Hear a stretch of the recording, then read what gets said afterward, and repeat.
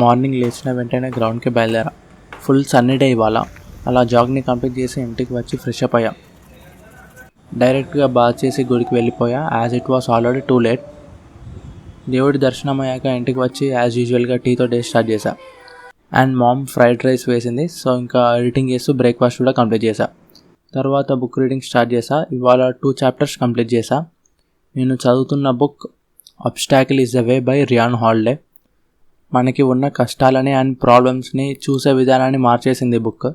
చాలా గ్రేట్ పర్సనాలిటీస్ని ఎగ్జాంపుల్లా చూపిస్తూ ఆథర్ మనల్ని గైడ్ చేస్తాడు, ఎలా మనం మన ప్రాబ్లమ్స్ అండ్ ఫియర్స్ని ఫేస్ చేయాలని.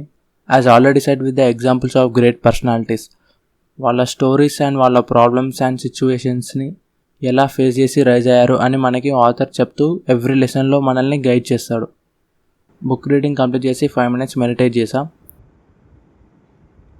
Then had my lunch with pappu and pachipulusu. Lunch చేసిన తర్వాత ఫుల్ స్లీప్. ఈవినింగ్ లేచి రీల్స్ స్క్రోల్ చేసే లోపు డిన్నర్ టైం అయింది. డిన్నర్ చేసి కాసేపు అలా కాలక్షేపం చేసేలోపు ఇవాళ నేను వర్కౌట్ చేయలేదన్న జ్ఞానోదయం అయింది. 11 అవ్వగానే జై శ్రీరామ్ అనుకొని వర్కౌట్ స్టార్ట్ చేశా. ఇవాళ ఫుల్ డే. ఆ వర్కౌట్స్ అన్నీ మీకు స్క్రీన్ మీద మెన్షన్ చేస్తా.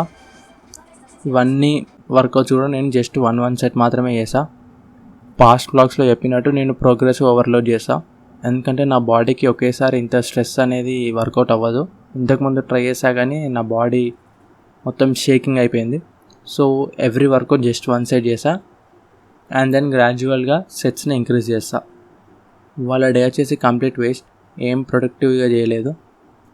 గ్రాడ్యువల్గా నా డేస్లో కొన్ని ప్రొడక్టివ్ హ్యాబిట్స్ని యాడ్ చేయడం స్టార్ట్ చేయాలి, లేదంటే ఇవే బేసిక్ థింగ్స్ చేసి రోజంతా రెస్ట్ తీసుకుంటున్నా. చూద్దాం నా జర్నీ ఎక్కడికి వెళ్తుందో. రేపు వెళ్దాం guys. See you tomorrow and thanks for watching this. Daily నన్ను నేను ఇంప్రూవ్ చేస్తూ ఇంకా బెటర్ వీడియోస్ చేయడానికి ట్రై చేస్తా. బాయ్.